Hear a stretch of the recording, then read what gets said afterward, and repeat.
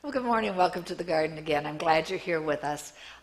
Yes, I did enjoy last Sunday being in the warm, sunny South during the Sundays in the South as part of St. Luke's ministry to snowbirds who are down there. But I was working.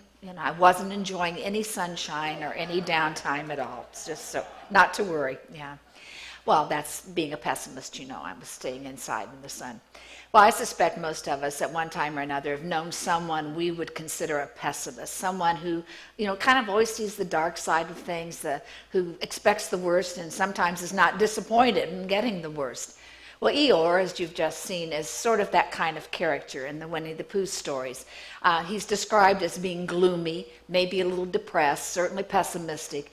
He eats mostly thistles, which could be the cause of that, and he just doesn't care much for most of the other people in the forest.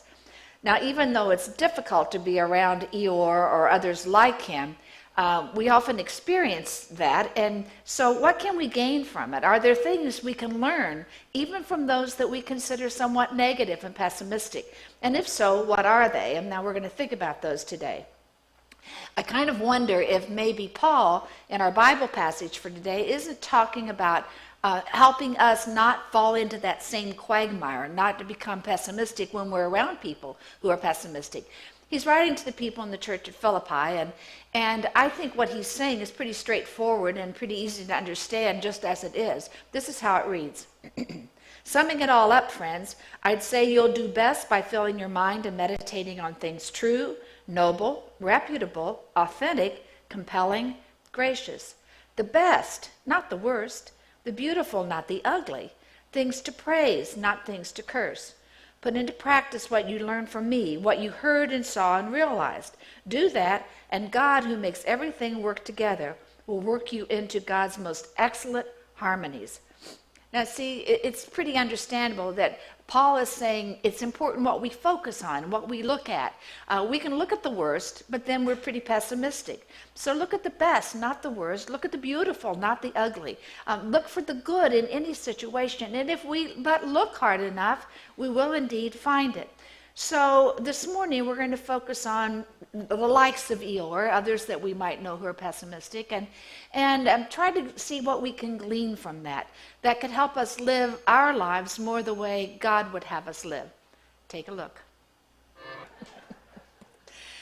Well, like Eeyore, there are times, I suppose, that we feel invisible. They happen to see him there. And it's like we've blended into the woodwork. Nobody knows we're here, knows that we exist at all. I was watching a program the other night on PBS that the interviewer was male, as were two of the three guests that he had. And I was noticing the fact that the female was virtually invisible to the interviewer because every question was addressed to the other two men there. He never not once, addressed a question to the woman who was there. I suspect she felt fairly invisible, that she wasn't noticed. It wasn't even acknowledged why she was there or what role she played at all. She seemed to be invisible. Well, sometimes we feel that way too, and sometimes we want to feel that way. I know I've gone into situations where I've been a little ill at ease or a little uncomfortable or not knowing exactly what to do, and I'd kind of like to just step back and slink into the darkness and not really be seen or known. And yet, even with that, I think most of us have a basic human need to be seen, to be acknowledged, to be visible, to be somebody rather than a nobody. And that's something that we all, I think, can identify with. We want to be recognized as someone who really does live and exist on this earth. We aren't talking about being the star or the center of attention. We're simply talking about being acknowledged as a real person. Now, there are two parts to that. Sometimes I think we may feel uncomfortable or ill at ease, or maybe we don't have very, very high self-esteem or self-confidence. And so we keep thinking about how uncomfortable we are in a situation or how unsure of ourselves we are in a situation. And that really kind of puts us more, makes us more invisible in some ways. But the focus is on the wrong person in that situation. We can pull ourselves out of it if we give the gift of acknowledging other people. If we focus our attention not on ourselves and how uncomfortable we are, or how unsettled or how unhappy we are, but focus instead on the other. Finding something to start a conversation, to share with the person, offering a compliment, showing an interest in what he or she is doing or saying, or putting ourselves outside of us can really make a difference and help us recognize that other people are real, they exist, and they want to be acknowledged. And by doing that, we become more visible too, when we recognize one another. And why and how do we do that? Because we realize that every single one of us is a child of God, worthy of dignity and value and honoring of one another.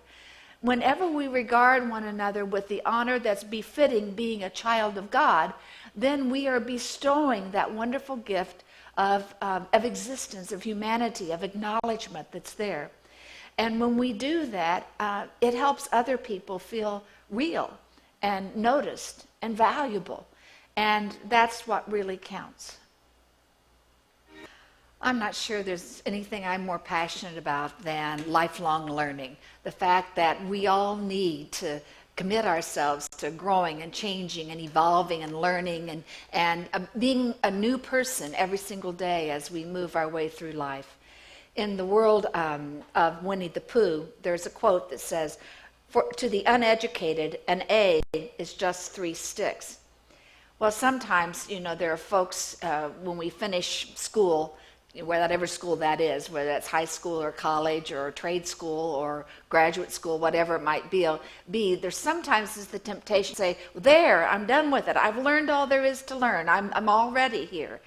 And we think there's no more papers to write, no more books to read, no more tests to take, that it's all behind us. And I've heard folks say that. My guess is you probably have too. And whenever I hear that, I always want to say, really?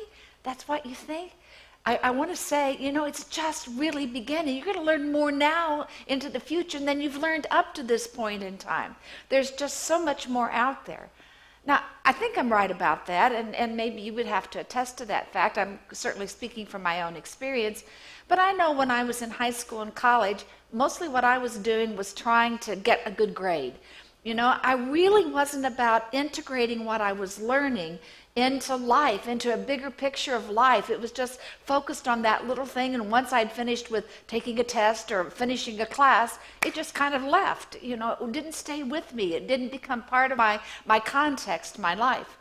That all changed a little later, and actually when I started in seminary, and that's when I really, really, really developed the love of learning and the excitement of learning. When it was so to read and study those things that were important, that were relevant, and that were meaningful to me, and that to be able to put it in a bigger context and to integrate it into my life and integrate it into the world was just really exciting to have those kind of conversations. And I don't know what it was. I don't know whether I'd finally reached enough maturity to realize that's what happened, whether I was old enough to do that, or whether it's something that we all come to at some point or another in life.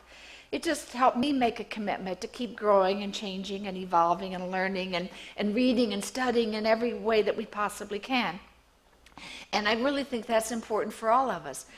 We learn all the time. We can't avoid it because every new experience, every day, brings us something that we hadn't experienced before. And it teaches us something. We can learn something if we but commit ourselves to that, if we shift our outlook and our attitude to be more curious and more inquisitive. And really not take anybody else's answers as our answer. It's a matter of really trying to figure things out for ourselves, whatever we're talking about, whether that's professionally or personally or spiritually, theologically, whatever it is. It's important for us to try to interact with that which is around us and to learn from it and make it part of ourselves. Every day is a brand new adventure when we commit ourselves to learning something new. And the good news about it is that continuing to learn and grow keeps us young. Henry Ford said, anyone who stops learning is old, whether at 20 or 80. So let's keep learning.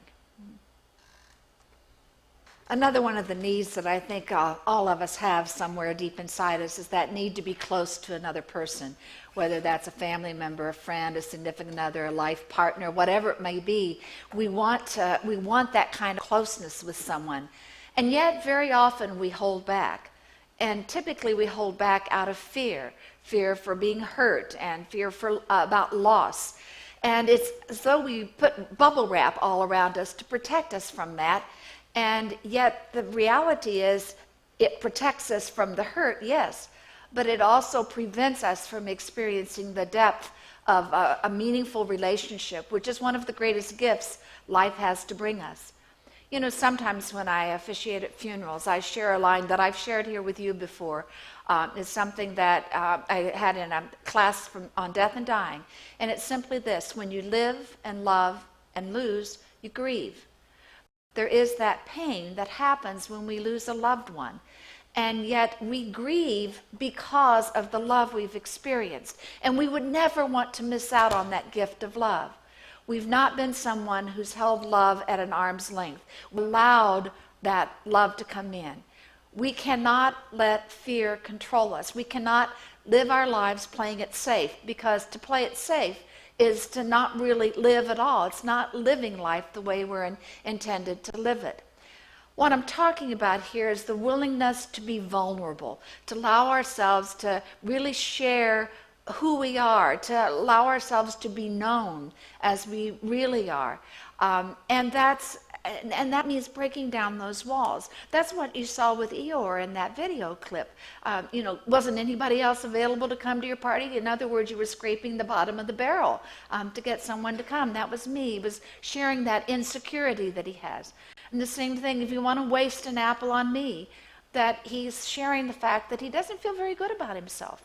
And many of us have that same kind of thing, but we put up walls, we put up barriers. The only way we can experience the closeness that we yearn for and really want is to let those barriers fall, to break down the walls that are between us. And it starts with us.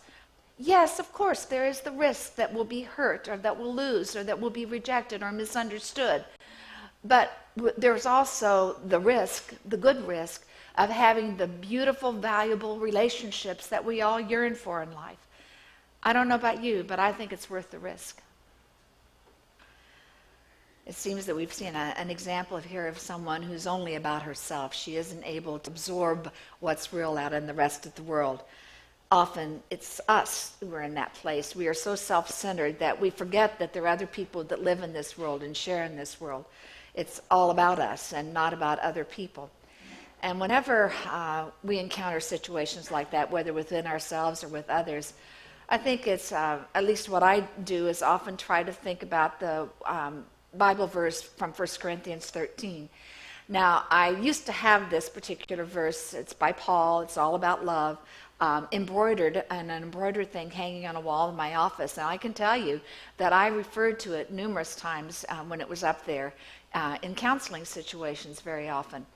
The most powerful words in that Bible passage are these: love is patient and kind.